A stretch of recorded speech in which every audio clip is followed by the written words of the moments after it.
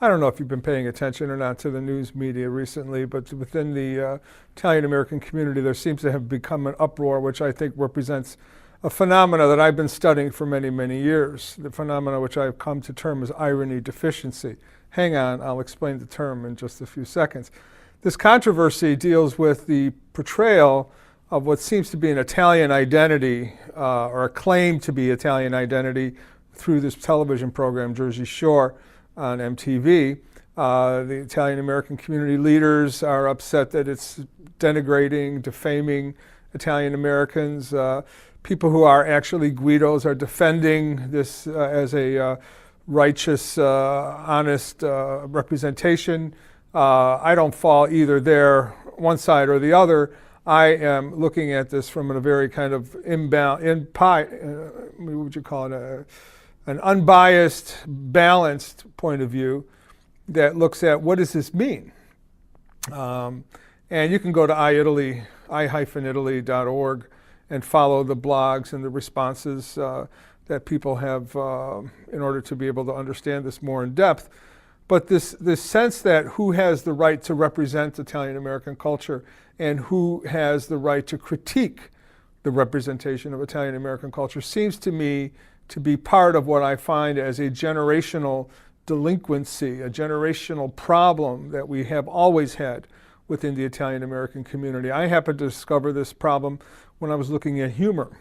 And why wasn't it that Italians were producing the kind of comedians or the comic shows or the parodies that other ethnic groups, such as the Jews, the blacks, the Asians, the Hispanics, the Indians had actually produced.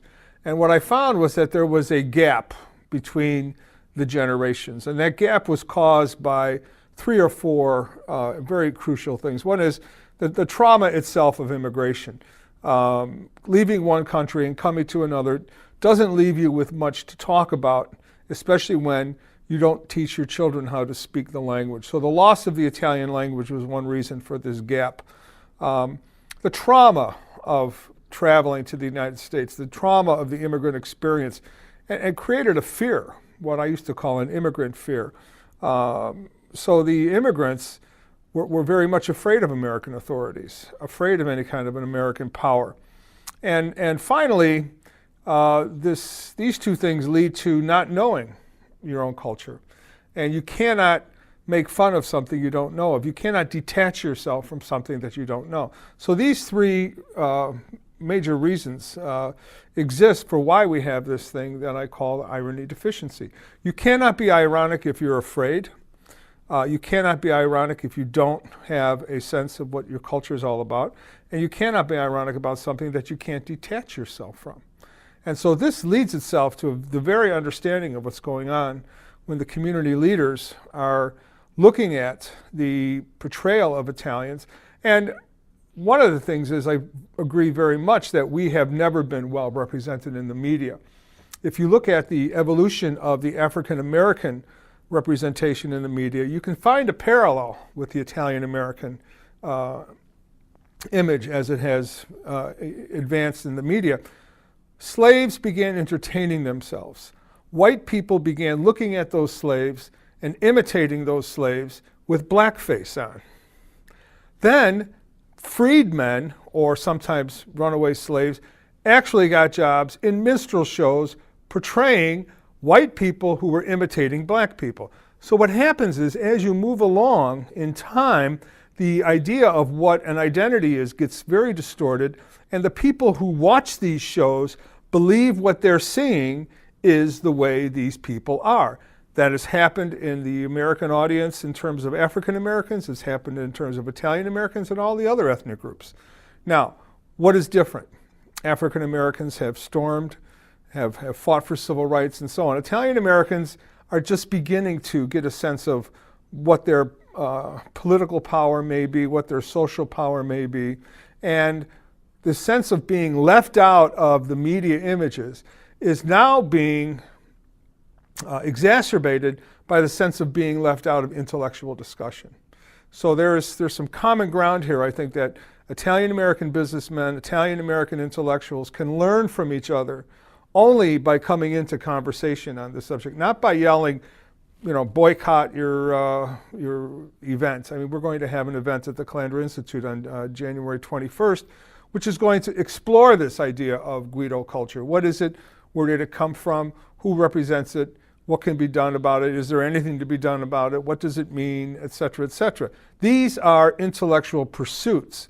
These are not sanctions of an identity. These are not saying, yes, we believe in this, or no, we don't believe in this. That has nothing to do with it.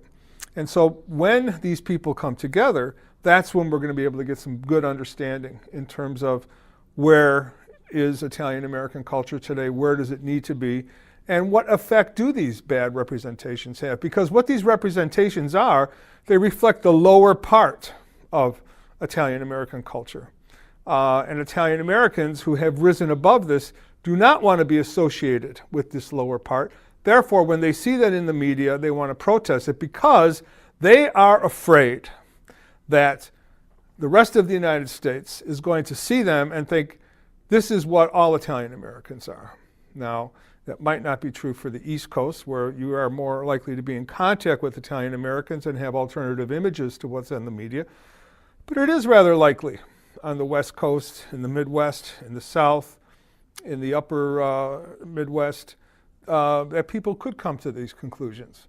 And so we need to concentrate on how are we going to pay more attention to what W.E.B. Du Bois used to call the talented tenth, the top part of our population.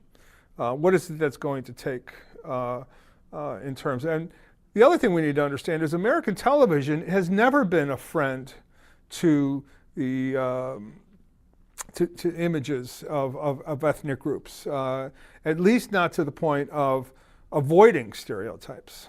You need stereotypes to tell stories. If that wasn't the case, then people should start complaining about the big bad wolf, who's always getting a bad rap for being the bad guy in the fairy tales.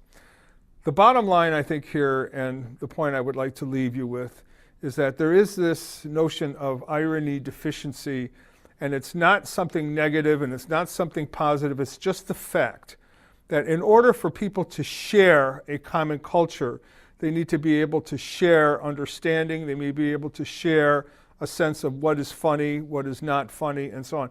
And this is not happening here. And this is where the deficiency lies. And it lies because primarily that, now the immigrant generation had a high level of irony. You can take a look at the work of Farfariello, the comic work, etc. The generation that went to American schools begins to develop a sense of irony, but it's that middle generation. And it's not just an age generation, it's a way of thinking. So if you don't accept alternatives to an identity, you're going to have this sense of not seeing what's ironic. Now, there are ironic things in The Godfather, there are ironic things in The Sopranos, and that's what's being missed. And there are ironic things in Guidos, although I don't think the Guidos are putting it into the irony themselves. I don't think they're being self-ironic. I think it's the way you would have to be able to read them. But we'll have more on this as all this evolves.